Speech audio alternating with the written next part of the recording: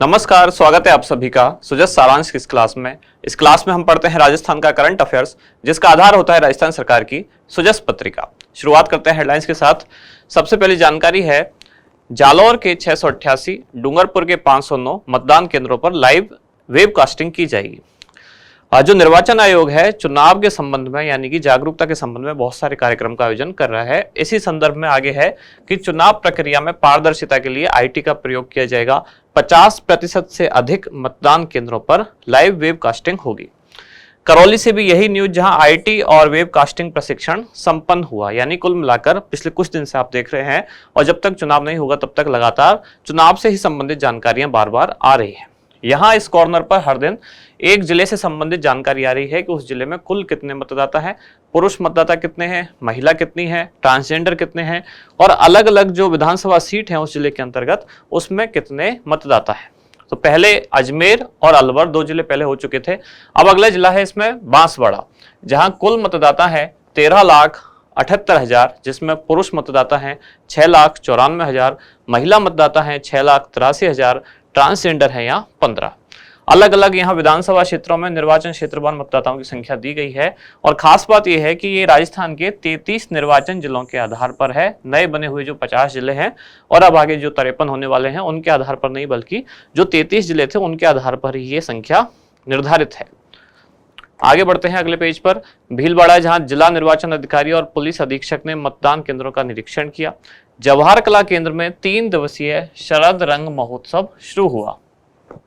ये किसके द्वारा आयोजित किया गया है? तो ये जो 3 दिवसीय महोत्सव है, ये किसके द्वारा?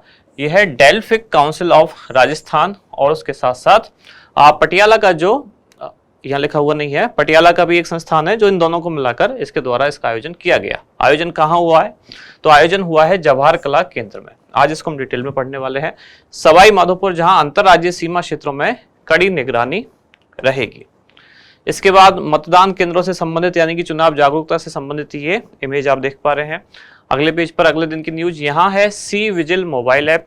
इसको हम 2-3 बार पढ़ चुके हैं पहले। निर्वाचन आयोग द्वारा ये संचालित है, भारत निर्वाचन आयोग द्वारा, जिसका काम क्या है, उद्देश्य क्या है कि अगर आदर्श आचार संहिता से संबंधित कोई मामला ऐसा जहां उसका उल्लंघन हो रहा है, तो कोई भी आम व्यक्ति ऐसे किसी मामले की फोटो खींचकर या फिर 2 मिनट तक की कोई वीडियो बनाकर इस मोबाइल ऐप पर अपलोड कर सकता है, और उसके बाद जो संबंधित अधिकारी है वो अगले 100 मिनट में इस समस्या का निस्तारण करेगा।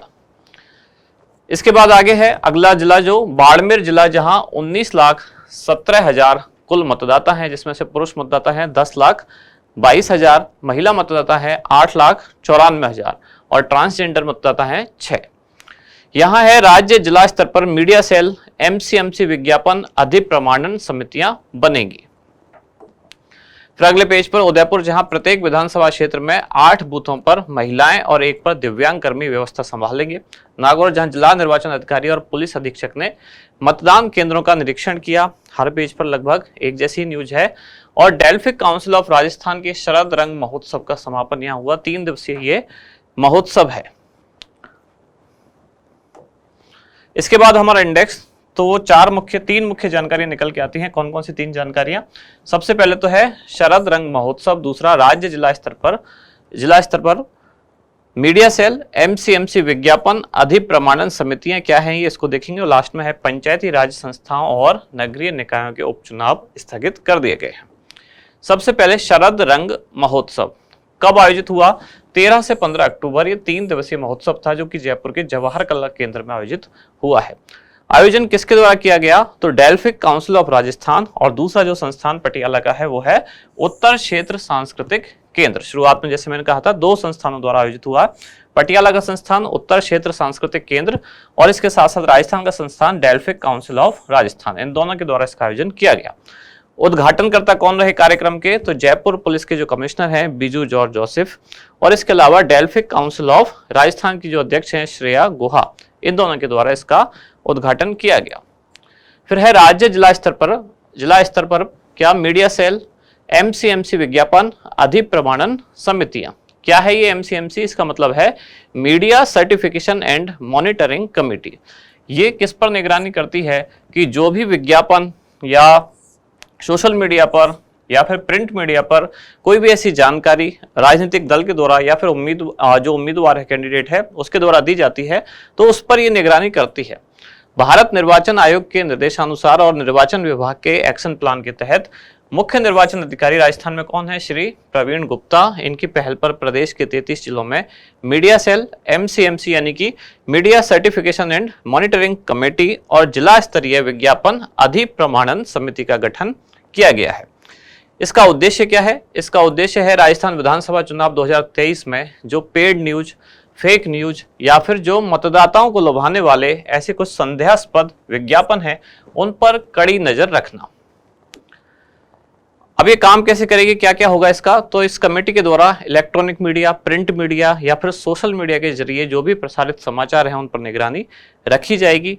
अब बात यह आती है कि अधिप्रमाणन का मतलब क्या है? तो अधिप्रमाणन की परिभाषा भी दी गई है कि राजनीतिक प्रकृति का कोई भी विज्ञापन या फिर बल्क संदेश का मतलब बहुत सारे लोगों को एक साथ जो मैसेज किया जा रहा है, जिसे उम्मीदवार या राजनीतिक दल इलेक्ट्रॉनिक एवं सोशल मीडिया में प्रसारित करवाना चाहते हैं, उसको सक्षम स्तर पर प्रमाणित करना, इसको ही कहा गया है अधिप्रमाणन। जिला स्तरीय जो विज्ञापन समिति होगी, अधिप्रमाणन समिति होगी, उसका अध्यक्ष कौन होगा? तो लोकसभा क्षेत्र का जो रिटर्निंग ऑफिसर होगा वो उसका अध्यक्ष होगा। और इसके सदस्यों में कौन कौन होंगे?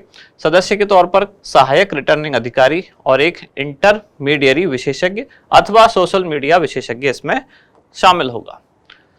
फिर एक तीसरी जानकारी है कि पंचायती राज संस्था और नगरीय निकायों के उपचुनाव स्थगित कर दिए गए हैं। इनके उपचुनाव होने वाले थे, लेकिन अब विधानसभा चुनावों को देखते हुए यानी कि जो मॉडल कोड ऑफ कंडक्ट यानी कि आदर्श आचार संहिता का उल्लंघन ना हो, इसलिए इनको स्थगित कर दिया गया है। भारत निर्वाचन आयोग द्वारा आदर्श आचार संहिता गाइडलाइंस को ध्यान में रखते हुए पंचायती राज संस्थाओं एवं नगरीय निकायों के उपचुनाव के कार्यक्रम को स्थगित कर दिया गया है। इनकी घोषणा हुई थी और कहा गया था कि 31 अगस्त 2023 तक के जो रिक्त पद हैं उनके लिए उपचुनाव किए जाएंगे, लेकिन इसके बाद फिर घोषणा हो गई विधानसभा चुनाव की 9 अक्टूबर 2023 को और उसी के साथ प्रभावी हो गई आदर्श आचार संहिता। अब इसके रहते ये चुनाव नहीं कराए जा सकते। आदर्श आचार संहिता के प्रभाव में रहते किसी भी प्रकार के एग्जिट पोल के प्रकाशन पर पूर्ण रूप से रोक है। आज का अभ्यास प्रश्न क्या है? डेल्फिक काउंसिल ऑफ राजस्थान द्वारा शरद रंग महोत्सव 2023 का आयोजन कहां किया गया? ऑप्शन है आपके जयपुर, जोधपुर, उदयपुर या फिर अजमेर। क्या होगा इसका सही उत्तर वो आप बताएं कमेंट्स में। आप मिलते हैं कल अगली न्यूज के साथ अगली क्लास में। धन्यवाद।